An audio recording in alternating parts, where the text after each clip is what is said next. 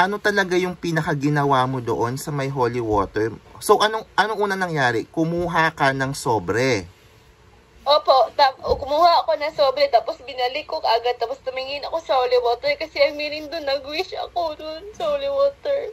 Yun na yung meaning ko doon. Anong pinagdasal mo o winish mo doon sa holy water? Matupad ko lahat ng pangarap ko kahit na sa buhay ko hindi perfecto, ganun. Sa mga content ko, laswa-laswa na, pero wala akong magagawa kasi kailangan kong kumita ng pera. Anong sabi ngayon ng lolo't lola mo dyan, ng mga kaibigan mo? Dito ko rin po nakita na may mga kaibigan na hindi talaga totoo, ganun. Ang dami nila. Hindi lang talaga yung kaibigan na stay sa akin ngayon. Kasi natatakot ako kasi wala ako.